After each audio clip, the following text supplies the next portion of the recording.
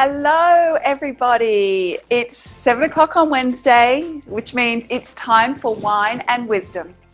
So what is this all about? Well, I just figured that it is a silly season, and unfortunately I can't be at all the events that you're at. I can't have a glass of wine with you during this silly season in person. So I thought we would have a virtual silly season together.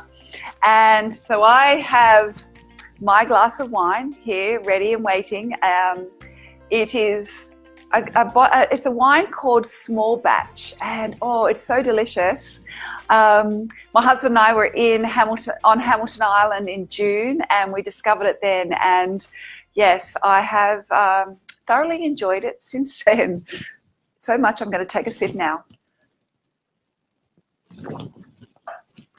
So I hope you have your glass of wine with you as well.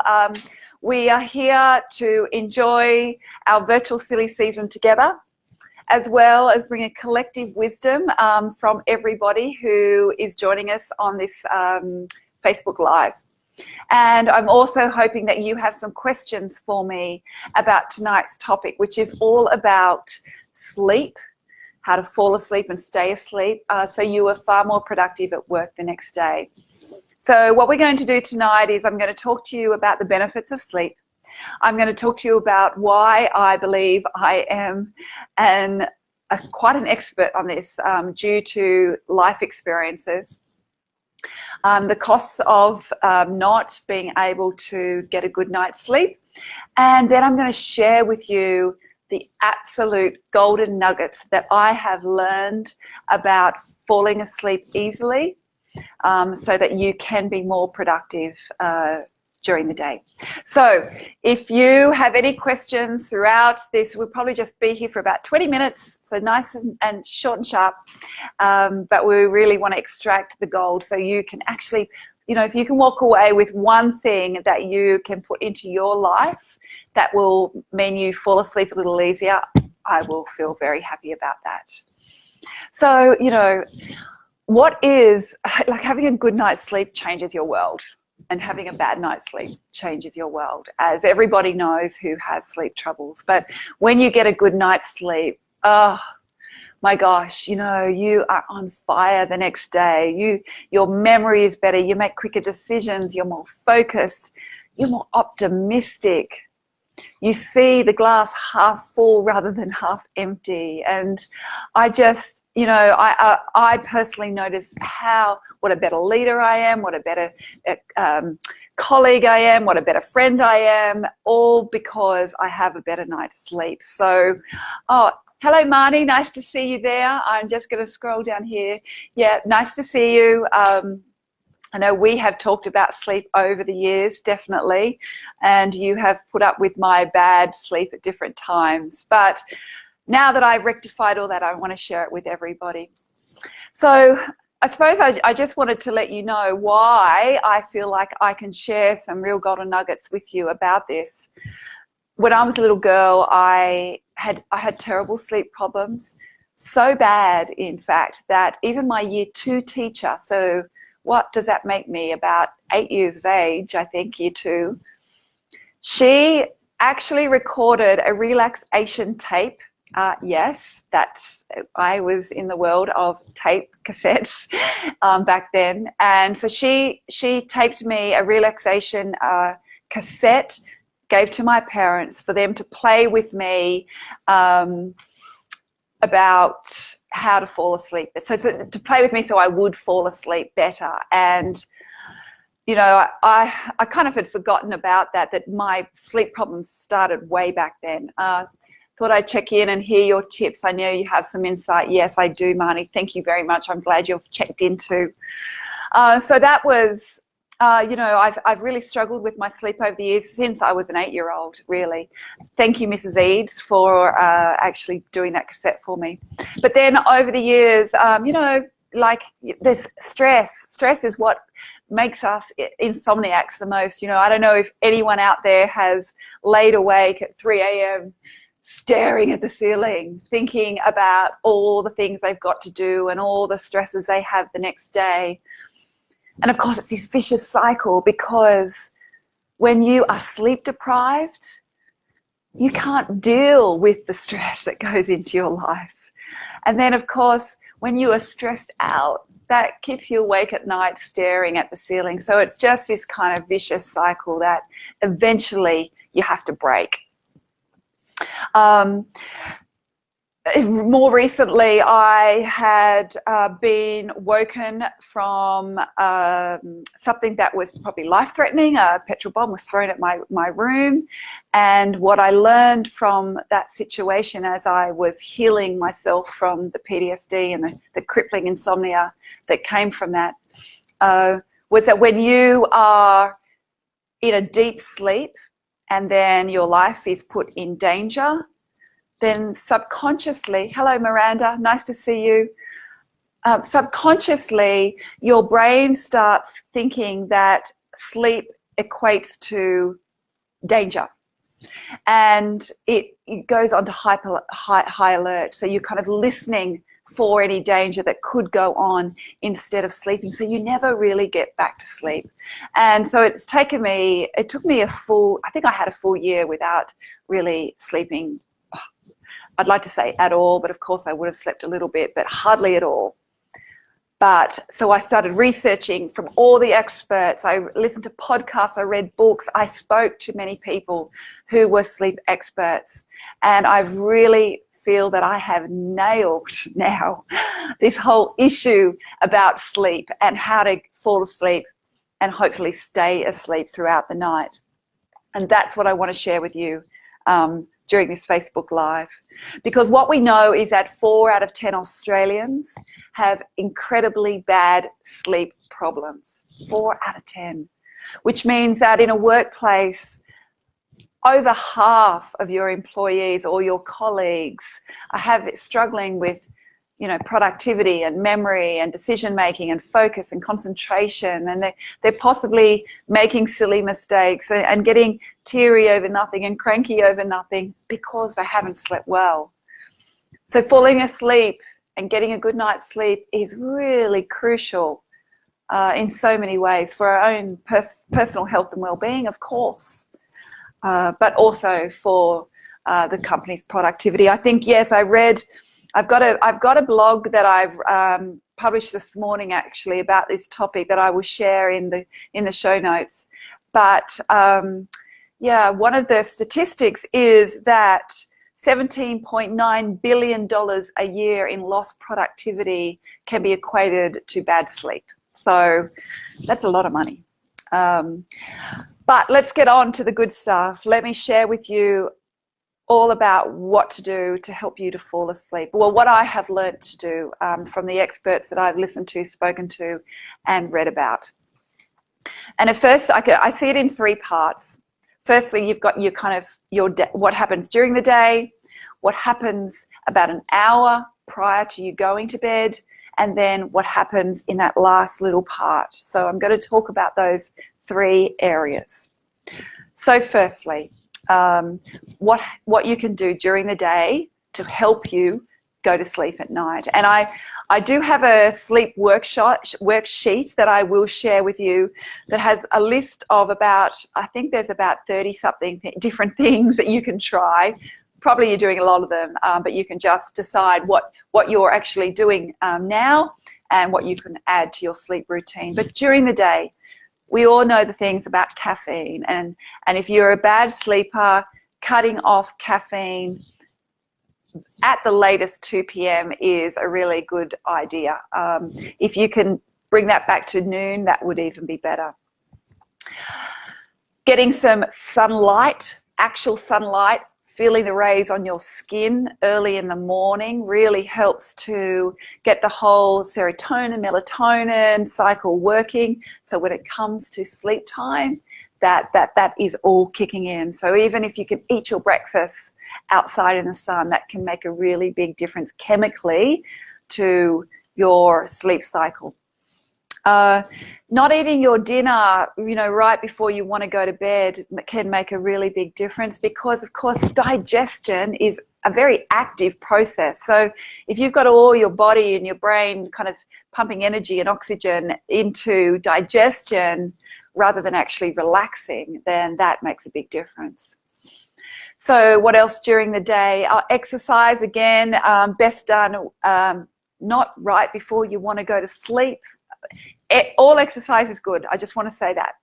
If the only time is for you to move your body is right before you go to sleep, do it, because actual movement helps you sleep. But if you have the opportunity, and we're cutting fine hairs here, to move your exercise to another time of the day, that is better. Then, this is the most important part. It's that kind of last hour before you go to sleep. And I want to tell you about my sleep routine that I have fine-tuned and tweaked and tweaked and tweaked until I've got it down pat. And I think for me, this works really well, and maybe you can extract some good things from that for you, for your life. So firstly, every night I have an alarm go off at my phone at 9 p.m. to say, shut off all devices, no excuses, in capital letters. So for me, 10 p.m. is when lights go off. So whatever the time is for you, let's backtrack an hour, and that's where you want to switch off all your devices. Now I say that is your goal. But what I know is perfection is a fairy tale. So perhaps if you are used to having devices right up to when you go to sleep, then start with 5 minutes before and build on that. Do that for a week. Then make it 10, then make it 15, until you can build out to an hour of no devices for the prior to that sleep time when you're going to turn out the lights and actually close your eyes to go to sleep. That's the first thing. Well, the second thing really, because, you know, one of the things I know about sleep is that being habitual is the most important thing. Having a habit so your brain and body knows every single night when this starts to happen, I know I need to start winding down. So we're talking about the buffer we are now creating between our work day and our sleep night. All right. So firstly, the alarm goes off an hour before, no more devices.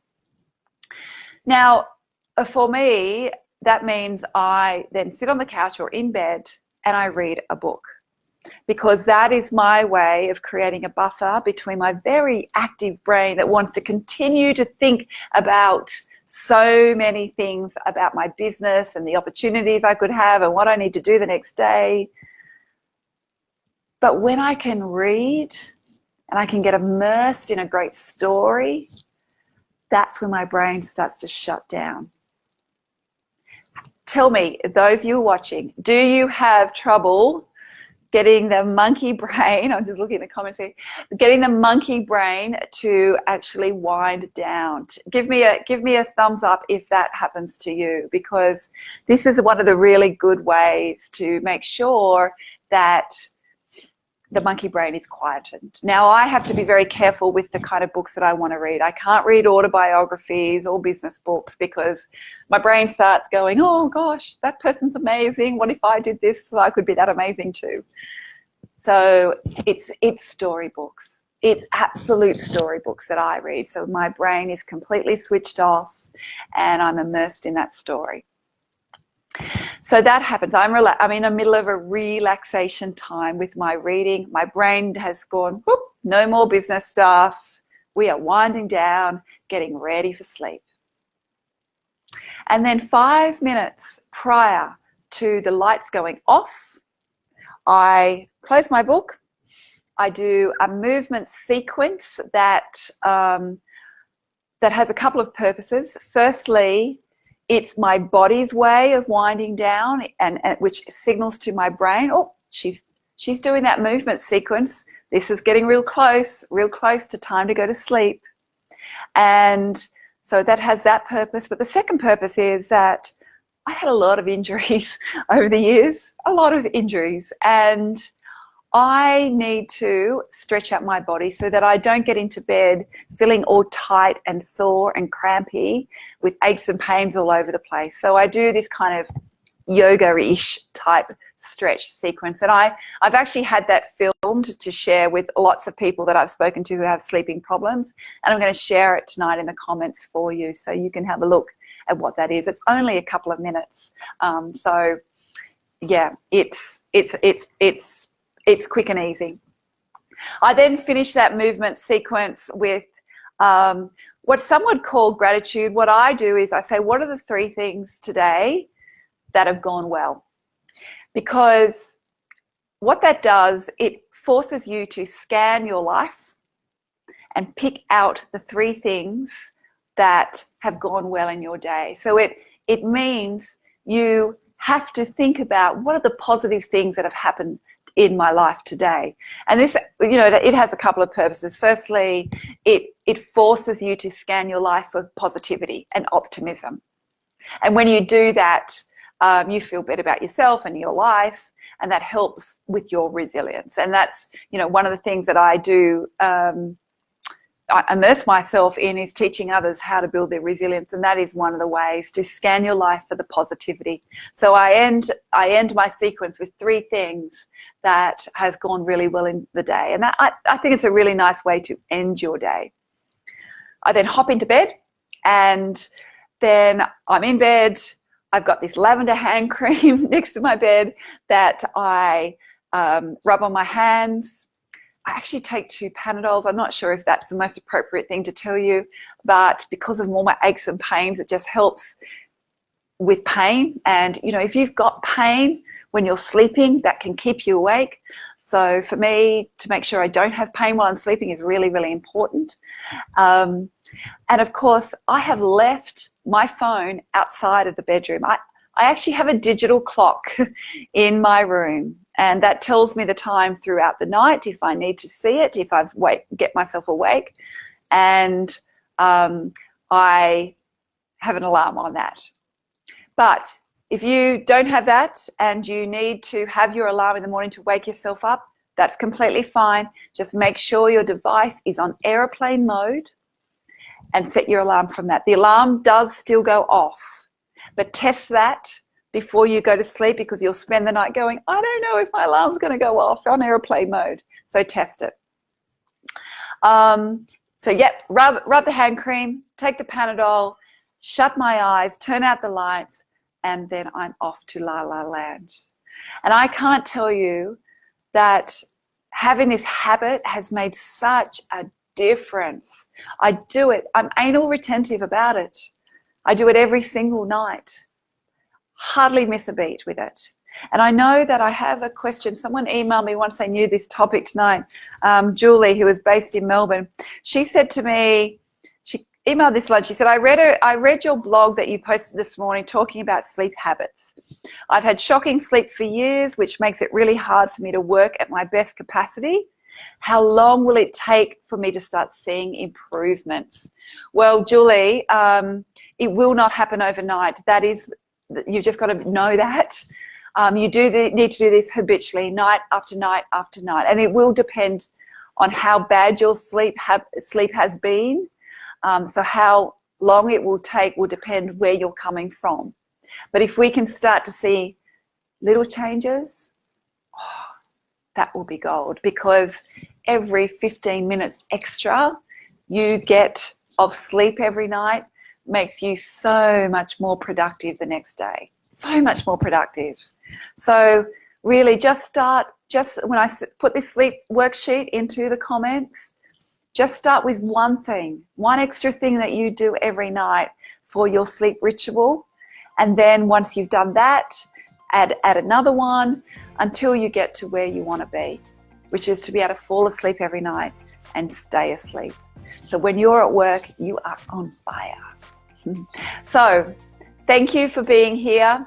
Just to wrap up, the three most important things about sleep and productivity is, firstly, you must have a ritual and a habit and do it every night. You must have your going to sleep at this time and waking up at this time. You must have that sorted. Secondly, no devices in the room is the ultimate goal. But if they have to be there for an alarm, you can buy alarm clocks, just saying. But But if you have to have it in there, make sure it's on aeroplane mode. And thirdly, create the buffer between your work day and your monkey brain to your sleep night and your downtime, your relaxing and your unwinding time. Have the ritual that is the buffer between those two parts of your life, because then your brain and body understand that it's this wind down time. Anyway, I hope that has been helpful. I will post the blog, I will post the sleep worksheet, and I will post the sleep routine that I do every night in the comments for you. Please, if there are any questions from what I've said tonight or from what you see in the comments, please send them through to me, Heidi at HeidiDenning.com. And I look forward to seeing you here next week, 7 p.m. for the topic that you let me know you want me to talk about. So please send that through to me. All right. Cheers on our virtual silly season. Good to have you here. And I hope you have a wonderful week. See you next Wednesday.